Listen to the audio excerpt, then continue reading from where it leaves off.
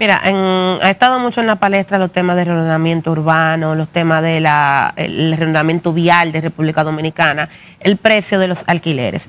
Tú has trabajado todos los temas que tienen que ver con desarrollo urbano y territorial.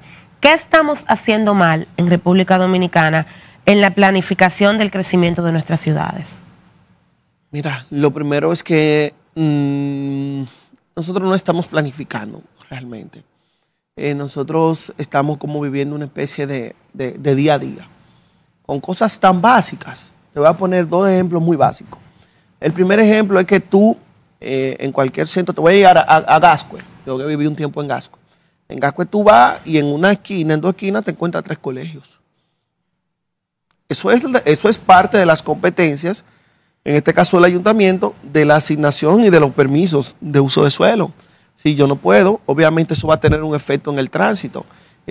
Cuando yo llegaba a comer a Gascue, a la 1 de la tarde, yo tenía que dejar mi vehículo porque yo no podía entrar a la marquesina de la casa. Porque si no hubiera durado 30, 45 minutos por el tema. Sí, todo ese tema que afecta, eso es producto de esa planificación. Y te voy a poner otro ejemplo de planificación. Nosotros hicimos una ciclovía, una especie de módulo de ciclovía. Las ciclovías han sido efectivas en otros países, pero hay muchos detalles que tú a la hora de planificar debes ver. Ejemplo, este es un clima tropical. Sí, porque en Bogotá funciona, pero en Bogotá llueve todos los días, nunca hace mucho sol. Aquí tú sales 10 minutos al sol y va a terminar vuelto un carbón. Si haces una ciclovía en la capital de la República Dominicana, debe haber un sistema de baños públicos importante. Por ejemplo. Porque tú llegas de hacer la ruta en bicicleta, entras a un baño público, te bañas, entras fresco a tu trabajo. No vas a llegar sudado al trabajo a estar entre la gente. Entonces, ese esquema que ayuda al tránsito. O sea, eso es algo importante, promover el uso de medios de transporte masivos y de medios de transporte como la bicicleta y caminar a pie. Pero eso tiene que venir acompañado. Si es como medio de transporte, si es para que la gente simplemente disfrute de la ciclovía, interesante, no va a tener efecto sobre el tránsito. Entonces, si lo quieres hacer como un efecto sobre el tránsito, tienes que acompañarlo entonces de un sistema de baños públicos que funcione, que a veces tú entras a un baño público de una institución y está ahí todo, un sistema de baño público completo que funcione, que la gente sepa que cuando termine de hacer esa ruta puede entrar y asearse, ¿verdad? Con todo lo que eso significa. Esos son ejemplos que quizás tú lo ves sencillo, pero que te dice que nosotros no estamos del todo planificando. Estamos importando proyectos sin aplatanarlo a la realidad del país. Claro. Otra cosa que nosotros estamos haciendo, por ejemplo, cambiamos la capacidad del suelo y decimos, ya aquí no se puede hacer 5 plantas, aquí se puede hacer 10. Pero, ok, subimos 5 plantas. Tenemos la misma cantidad de postes de luz para la cantidad de transformadores de energía eléctrica. Tenemos el mismo alcantarillado para la misma cantidad de agua que se supone que viene a bajar. Tenemos el mismo ancho de vía para la misma cantidad de calles. Tenemos los mismos sistemas de transporte para esa misma persona que tú aumentaste 500, 600 personas en un espacio pequeño. Aumentamos, te dijimos que sí, que podías tener más personas, construir más pisos. Qué bueno para la economía, qué bueno para los constructores, pero para la ciudad es totalmente negativo. Y un último ejemplo que también ha estado de moda, el país tiene reglamentaciones sobre el tema de áreas verdes en las construcciones, en los condominios y demás. Nosotros deberíamos tener 9 metros cuadrados de áreas verdes por cada habitante en una ciudad como esta y tenemos apenas 3.5 es lo que tenemos. Si nosotros no estamos respetando ni la planificación que deberíamos tener, ni estamos respetando nuestras propias normas, y por eso es que aquí hay un calor que no se soporta. O sea que nosotros hemos subido 1,5 grados, 2 grados la temperatura del Distrito Nacional. Lo que lograron Balaguer y el doctor Peña Gómez, que bajándole la temperatura a 2 grados a la ciudad, se perdió. Que qué pena que aunque en tiempos atrás, estamos hablando de 20 y 30 años, tenían una gran visión con ese tema. Recuerdo, no he leído sobre la presión que recibió Balaguer con el tema del Mirador Sur. Si el Mirador Sur se hubiera cedido, hoy fuera todo apartamentos. Y ni decir de Peña Gómez con todo su concepto municipal y la importancia de estas áreas verdes que él siempre tuvo, sobre todo desde el punto de vista municipal y los aportes que realizó en ese sentido. En ese momento se estaba pensando más en el futuro que lo que nosotros estamos pensando. Bastante ataque que sufrió por eso. En el día de hoy, así mismo es. Entonces, los gobiernos han intentado hacer ciudades distintas. El primer ejemplo que yo puedo recordar tal vez es Invivienda, que tenía un concepto muy parecido a lo que luego fue Ciudad Juan Bosch, o también Villa Liberación, que luego se convirtió en Jaina Moza. Sin embargo, esos proyectos ni funcionó con Salvador Jorge Blanco en Invivienda, no se consiguió lo que se quería, y Ciudad Juan Bosch, que tal vez es el último que se ha intentado en ese sentido de tener una ciudad organizada donde tuviese todos los servicios, transporte, para evitar el hacinamiento de las grandes urbes. Esos proyectos no terminan de arrancar, no funcionan como deberían. ¿Por qué tú crees que a pesar de que en distintos gobiernos de distintos colores se ha intentado lo mismo, siempre terminamos fallando? Te voy a decir por una experiencia que tuve. Mira, tú traes un ejemplo sumamente interesante. Yo estuve visitando, justamente en la maestría de urbanismo, estuve visitando La Barquita. En La Barquita, recuérdate que personas que se estaban inundando lo trajeron a unos edificios nuevos, con una cosa. No querían pagar el mantenimiento, no querían... Pero había cosas que más o menos funcionaban, y cuando tú comenzabas a ver, la gente en La Barquita tenía psiquiatras. O sea, fueron expuestos a un cambio de su realidad del ser humano. Además de que tenías las comodidades físicas, se comenzó a producir un cambio del pensamiento de la gente, porque al fin y al cabo, la infraestructura, quienes la van a cuidar son al fin y al cabo por mucho que el gobierno quiera, el que vive ahí es que la va a cuidar. Había algunas cosas arrabalizadas, pero había otra gente que te hablaba y te decía, mira, nosotros fuimos, nuestra familia nos dijeron, ustedes van a tener un cambio en su forma de vida ahora, ustedes van a vivir de esta manera, y pasaron en el por MIBE eso. eran promotores sociales, no sé cómo se llamarán ahora, antes tenían promotores sociales para eso. A mí eso me impactó del proyecto de La Barquita, que esa gente fue sometida a entender ese cambio que iban a tener en su forma de vida. Y aún así hubo problemas. Aún así hubo problemas, pero había un esfuerzo importante, y sentía con la gente que hablamos, porque hicimos entrevistas, todo era como una especie, y sentía que ellos sí tenían como el deseo y el conocimiento de que tenían que cuidar y de cómo tenían que vivir en ese tipo de comunidad.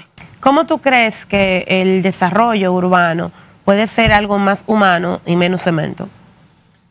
Mira, eso tiene que ser un compromiso de todo el mundo, es lo primero. Sí, es un compromiso muy grande, porque, por ejemplo, lo que te dije, tenemos una normativa, pero los constructores, muchos promotores no la respetan. No respetan la normativa de áreas verdes. A veces te quieren decir que un chin de cera que estaba ahí es parte de las áreas verdes. Eso es una. Tenemos que poner de acuerdo todo, pero también tiene que haber una planificación en macro, porque todas las grandes ciudades del mundo tienen problemas de congestionamiento, pero están ahora trabajando en producir áreas verdes. Yo pongo el ejemplo de Medellín. Medellín cogió y hizo corredores de biodiversidad, sembrando millones de árboles.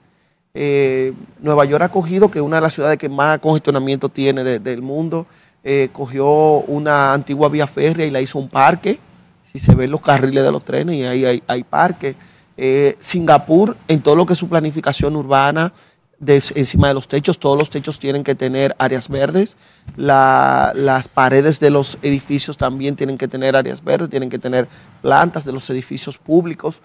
Todo eso que es ya cuando la sociedad en sí se pone de acuerdo. Debe comenzar por alguien que esté pensando en esto y luego ir dispersando eso hacia toda la sociedad. Pero creo que se puede, porque si gente con más cantidad de vehículos, con muchísima tecnología, con muchísimos inconvenientes, con millones y millones de vehículos en ciudades, están logrando esto, nosotros, si nos ponemos y nos enfocamos como sociedad, podemos lograr algo similar. Tú tienes una carrera activa como comunicador. ¿Qué papel tú entiendes que juegan hoy los políticos que también hacen comunicación? ¿Y qué tan distinto es hablar desde un micrófono versus la tarima de una actividad del PLD? Mira, yo creo que los políticos, cuando hacemos comunicación, aunque el rol de político uno nunca lo deja, esa es la realidad, pero hay ocasiones, y yo diría que prácticamente todos los días, tú debes hacer esa acción de comunicador social. Y hay cosas que ha hecho el gobierno. Yo soy miembro de un comité político de un partido de oposición, que yo entiendo que están bien, y si hay algo que hace el gobierno que yo entiendo que está bien, eso, que el que yo lo diga no debe ser ningún tipo de conflicto.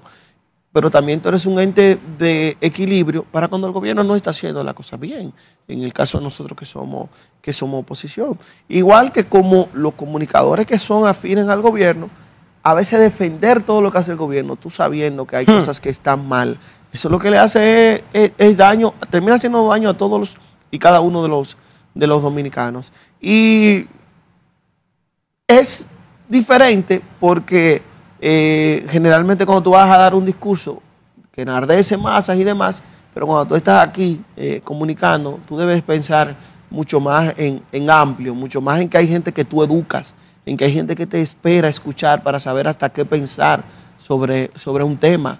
Y tú llevar el mensaje equivocado puede hacer que cientos o miles de personas también tengan un mensaje equivocado sobre un tema en específico. Yo creo que la responsabilidad de estar delante de un micrófono en el día a día es muy amplia. Y nosotros debemos de saber que hay gente que te espera, que está ahí y que quiere escuchar eso que tú tienes que decir para ellos poder generar, para ellos poder generar su propia visión sobre esos temas. ¿Cuál ha sido tu experiencia más transformadora trabajando con jóvenes desde las fundaciones o desde el Infotep? Mira, yo dirigí una fundación justamente que dábamos cursos de Infotep. Yo sé. Y yo recuerdo los cursos de estilismo, los de belleza, llaman de cursos de belleza. ¿Por qué los recuerdo con tanto tema? Porque eran cursos como de 120 horas y después se iban sumando según tú ibas experimentando. Especialidades. Pero cuando tú terminabas, cuando esas jóvenes, sobre todo mujeres, hacían esos cursos de estilismo y que terminaban, a la semana tenían trabajo. Y yo llegué a ir a salones que pusieron estudiantes que salieron de allá, salones que tenían 7 y 8 empleadas ya. Y apenas, claro, ya se siguieron luego profesionalizando más aún, técnicas de color, uñas, todo ese tipo de cosas. Pero ya tenían la capacidad con 120 horas, estamos hablando de 2 meses y pico, eran 4 y 5 horas al día, de lograr conseguir un empleo. Y cuando esas muchachas conseguían ese empleo, su calidad de vida, tú veías la transformación, tú veías el cambio. Y tú decías, wow, esto tiene sentido lo que tú haces. A veces era tan difícil armar un curso que tú tenías que estar llamando gente. Tú no tienes una hija que quiera hacer este curso, mira, entre tal edad y tal edad.